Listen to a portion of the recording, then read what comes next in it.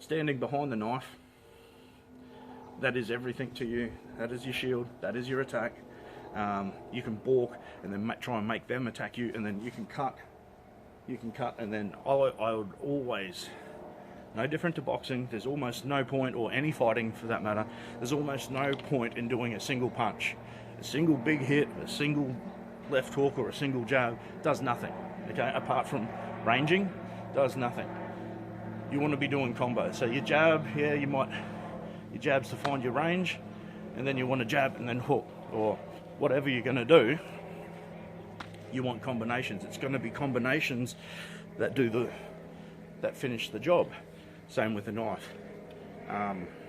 You know, a balk, slash. And so I guess what I'm getting at is, if I'm thrusting out or if I'm using the knife, I want to do 2 cuts in one. So I want to thrust and flick, or come around, or do like a V or a Nike tick. So in and out, in that way, cutting little L's or V's, or a swish, you know, all these sorts of things. Especially if you're not trying to poke, but you want to do the maximum amount of damage, you need to cut. So, for instance, a single little poke, you're just getting one little hole, and it's only going to be the size of your knife, and it's actually pretty easy to plug that hole up. Okay, if you do like now you're going to have a big cut like this. So if you're only cutting to wound and to end the fight, some people are going to stop as soon as they're touched the first time, or as soon as they see blood. That might be enough just to stop it. However, you're not going to stop a crazed lunatic.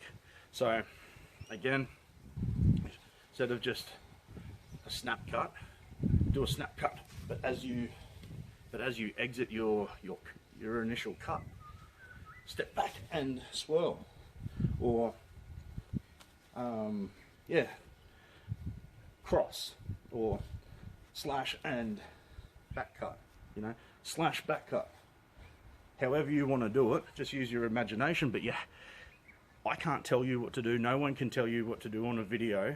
You have to go and train. So what comes natural to me doesn't come natural to you, and vice versa. If you're left-handed, you've got to figure it out for yourself. I can't tell you that, I'm not left-handed. So yeah, don't just in and out. Don't just one cut only. You're leaving heaps on the table. You can, you know, like an X, slash, and it takes no effort. Same with balking. Like, ideally you want to counter-attack. So you, whether that's normal fighting or whatever, you want to counter-attack. Your balk or your feint, that's not part of your attack. That's not considered your punch. So you can definitely balk or feint with the whole intention to draw their defense out, and then you counter over the top.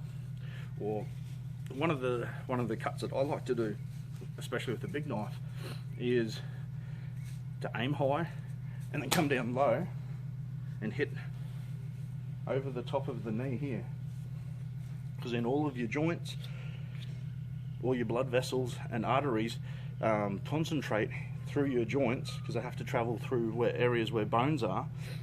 So you've got a concentrated, they're high priority targets. You've got tendons and ligaments on both sides of your wrist, both sides of your elbow, all your joints. Then you've got blood vessels in there as well as any soft tissue muscle damage that's a potential sort of target. So they bleed heavily, I guess is what I'm saying. So by attacking the hand and the knee, I think opposites, okay, opposites are a good combination. So you can go strike at the knife hand, back cut on the knee. And if the average guy's not an experienced knife fighter, he's not going to stand like this behind his knife and do that. He's just going to be coming forward however he naturally comes forward. So you usually want to attack the hand that's got the weapon in it, attack that, but come back, whether that's the hitting the right hand, hitting the right hand first and slashing back and trying to take out the left hand as well. So you're trying to disable both of his hands. Or back cut, slash, back, slash with the blade, and then big Zorro, and take his hand and knee. I think that's great. Go high, slash down at the knee. I really love that one, and every time I sort of do that in my sparring, I always seem to get their knee. Balk a kick, and if they try and block you with your leg, bang, nice big chop straight down on top of the tendons over the top of the kneecap. You know, so however, I will say that will stop most people who are just opportunists, okay? So that's for your average coward who wants to sneak attack you or something like that. But there is another kettle of fish. There's crazy people, or people with a crazed mindset. So that's what I mean by when you watch a lot of these on these best gore websites and things like that, when you see the crazed people attacking, they're premeditated. They usually have a big knife, not a pocket knife, not a little thing like this. A crazed person who has the intention to go and hurt, kill, or maim will have a big knife, and they're focused. They've got a one-track tunnel vision mind, and they want to kill or they want to hurt and maim. So they're extra motivated, and a lot of them will come in. There's multiple ways that they may come in, but a lot of them will grab and stab, stab, stab, stab, stab.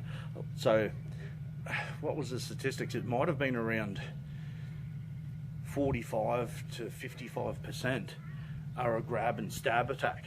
Okay, so just remember, if you're wearing long clothing, that's easier for an opponent to grab onto, get you into a position and hold you there while they're just feeding that knife into you. So sometimes you won't even have time to, if it's a sneak attack, you might not have time to reach for anything.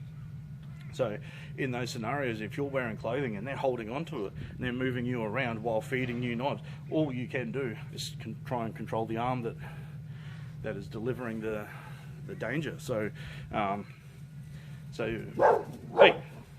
be mindful of that as well. There's lots of scenarios that are impossible to cover, but by making yourself a hard target, that includes the clothing that you wear. So and you know, by keeping your knife on one side only, same with a firearm or whatever, that's also limiting your ability. So if someone attacks you on your right side and you're wrestling here, but the only hand you've got free is your left arm and your knife's here, you might not be able to get to your knife, get to your pistol. You've got to, then you might have to just strike, headbutt, eye gouge, etc. So or you could get tackled and end up on the ground but lying on top of your defensive tool. So you know, this is why it's important to just generally train. You know, you can only train and then hope for the best and hope that you get a good outcome. So okay, what else do I want to show? Oh, that's right, the fencing. Okay, so using your knife for reach. I'll go to this knife here because it's shorter. I might end up being out of shot. So another way from the fencing world to get extra reach is not only lunging, but instead of just poking or snap cutting, which is good, snap cutting gives you some reach, especially by attacking the furthest part of the body from your opponent to you, which is probably going to be their hand or their knee or their leg if they cut at you. If they kick, step back. But if you want to cover ground, yes, a lunge is good. If you open, if I'm standing here like this and just do a straight armed snap cut like that, right? But then if I do that, if I just open, okay, without even moving my hips or anything, I've got this here. As soon as I extend my shoulders, I'm getting about another maybe 2-3 inches just by extending my shoulders out. And then if I put a lean onto that, so that's me here, I'm going to try and get this knife here. get the tree. So that's where I can reach now. By extending my shoulders, I'm getting even closer, and then a slight lean, easy. By just leaning, I can get my hand all the way there. So then if you incorporate that with a lunge,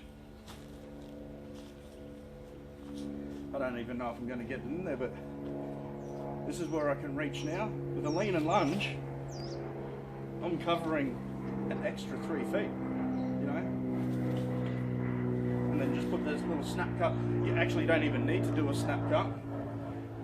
With your OK grip and holding it, especially if you're holding it near the back of the hand here for that particular move, for that particular lunge, you can get another 1.5 to 2 inches of just by moving your hand further down the handle as well. So tree, that's the target. That's what I can reach naturally. Spread my, what I can naturally reach. Spread my shoulders, get a little bit more. Lunge, just shy. That's just the torso lunge. But then full body lunge, you know, you're gaining another 7-8 inches from doing that, let alone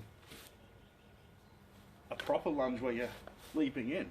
So there's a lot of ground that can be covered really easy, and the bigger the blade, the more ground you're covering with those very simple things. So someone could be standing 2 meters away from you, what's that, 8 feet or something like that.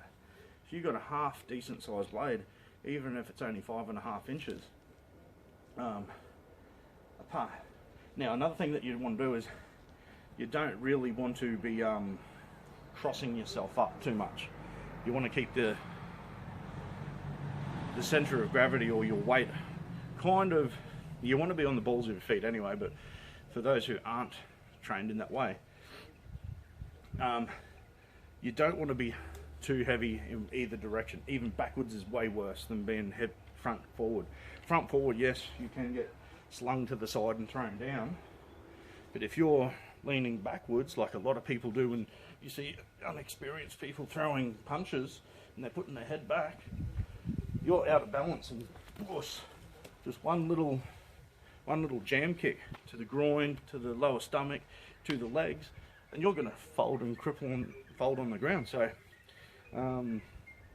yeah, that's why you have to train. You have to do a little bit of bobbing and weaving, you know. So anyway, I'm not an expert.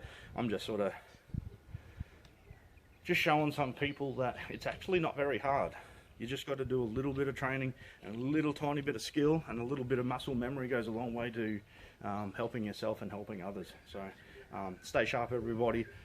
Be good. Cheers.